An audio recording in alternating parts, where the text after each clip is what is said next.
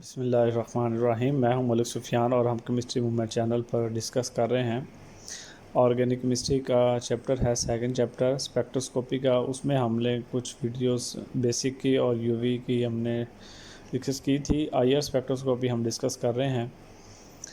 इसकी basic videos हम discuss कर चुके हैं। ये भी हमारे पास बेसिक वीडियो ही है जो आपकी प्रैक्टिस प्रॉब्लम को सॉल्व करने में क्या हेल्प आउट होगी। अगर आप स्पेक्ट्रा वगैरह की इंफॉर्मेशन चाहते हैं या स्पेक्ट्रा सॉल्व करना सीखना चाहते हैं तो आप ये हमारी वीडियोस जो हैं वो लास्ट में देखें, फिर आपको इंशाल्लाह बहुत ज़्यादा फ़ायदा होगा और आप ख़ुद करने के काबिल हो जाएंगे।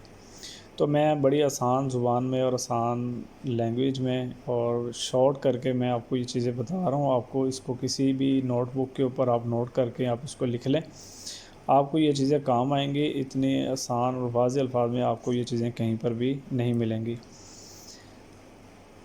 अच्छा, हम इसमें आईआर स्पेक्ट्रोस्कोपी के बारे में मैंने कुछ जनरल बातें पहले डिस्कस कर चुका हूँ।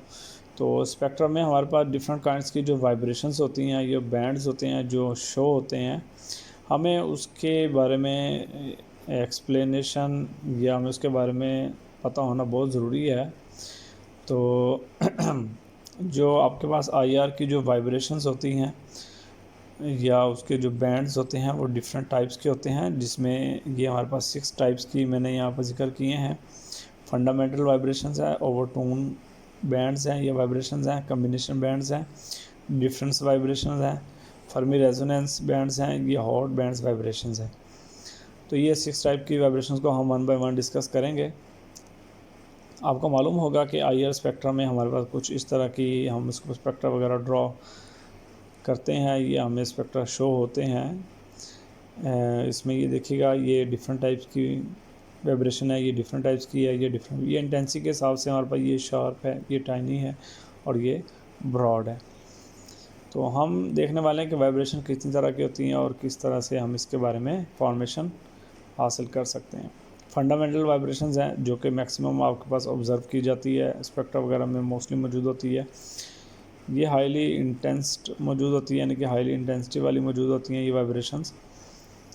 इसको हम कैलकुलेट किस तरह से कर सकते हैं? कैलकुलेट करने के लिए हमें डिग्री ऑफ फ्रीडम का मालूम होना ज़रूरी है। जैसा कि आपको मालूम होगा कि हर मॉलिक्यूल की जो वाइब्रेशन डिग्री ऑफ फ्रीडम होता है वो 3 टाइप्स की डिग्री ऑफ फ्रीडम शो करते हैं। डिग्री ऑफ फ्रीडम में हमारे पास ये 3 तरह की होती हैं। ट्रांसलेशनल है जिसको हम लीनियर का नाम देते हैं, रोटेशनल है, रोटेट करता है, वाइब्रेशनल है जो टू एंड फ्रो की मूवमेंट शो करता है।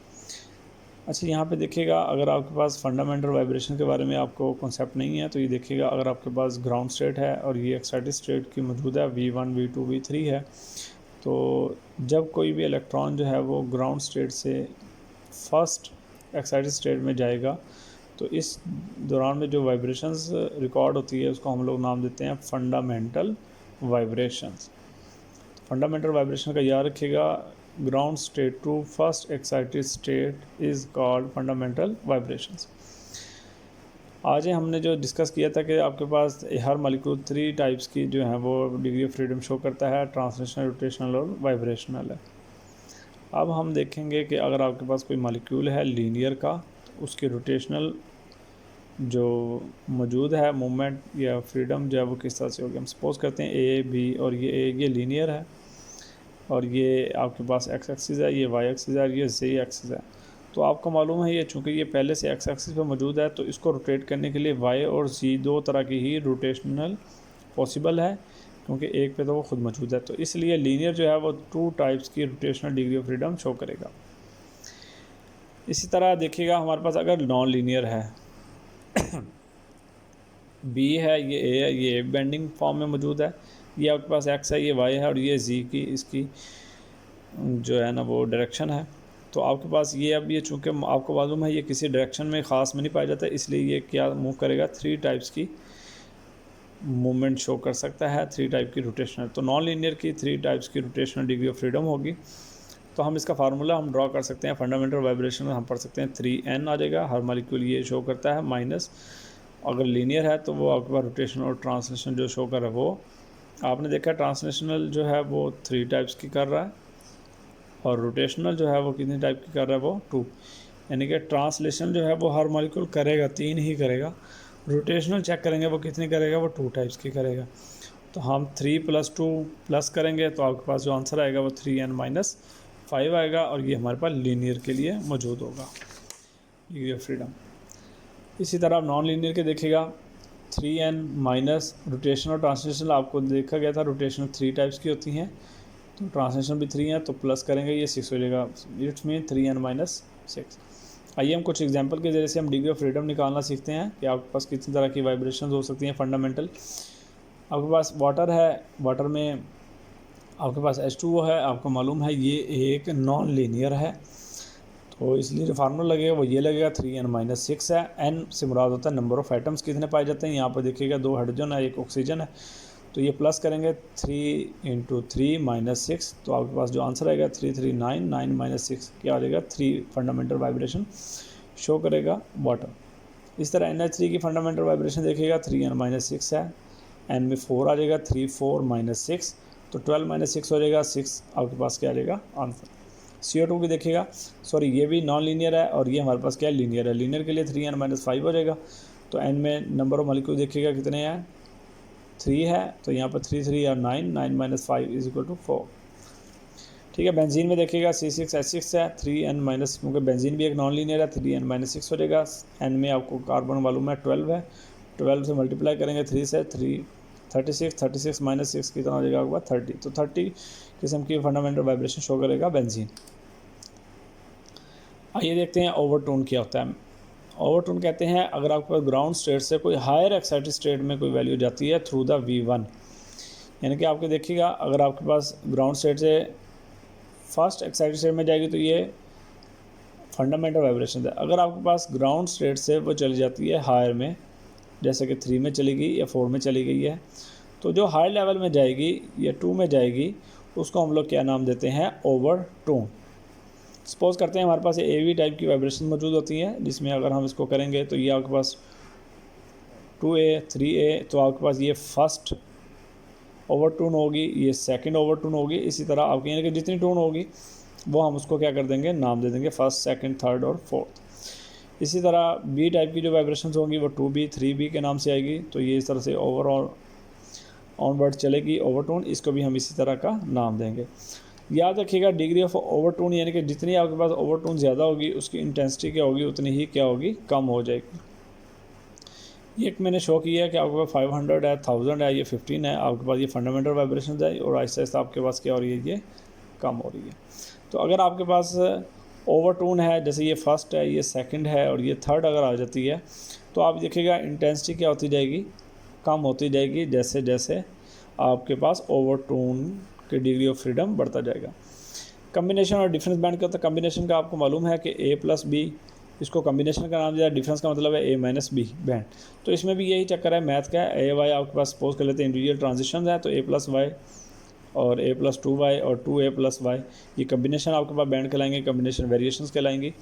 इसी तरह A-Y, A-2Y और 2A-Y क्या कहलाएंगे डिफरेंस बैंड। हम CO2 की एक एग्जांपल ले लेते हैं, एक मैंने स्पेक्ट्रम ड्रॉ किया है, सपोज करते हैं यहाँ पर ये 665 है, ये यहाँ पर 1035 है, यहाँ पर 1700 है और यहाँ पर है 2365। अगर हम इसको देखेंगे कि आपके पास 665 और 1700 इनको जब हम प्लस करते हैं तो आपके पास क्या वैल्यू आएगी 2365 जो कि 4 की वैल्यू है। तो it's mean 4 is a combination band of first and 3, यानी कि इसको मिलाकर ये आपके पास वैल्यू बन रही है, इसको हम कम्बिनेशन का नाम देते हैं। और सेकंड आपके पास क्या कहलाएगा इसका डिफरेंस कहलाएगा, यानी कि 665 में से माइनस करेंगे तो आपके पास ये आएगा। ये एक रफ सी वैल्यू लेकर आपको सिर्फ समझाने की कोशिश की गई है कि कम्बिनेशन और डिफरेंट बैंड हम किस तरह से देखते हैं, किस तरह से हमने इसको समझना होता है। आगे आ जाएँ फर्मी रेजोनेंस क्या होती है। फर्मी रेजोनेंस का याद रखिएगा, अगर आपके पास फंडामेंटल वाइब्रेशंस की फ्रीक्वेंसी मैच कर जाती है कम्बिनेशन बैंड से या फर्स्ट ओवरटोन से, तो उसको हम लोग क्या नाम देते हैं फर्मी रेजोनेंस।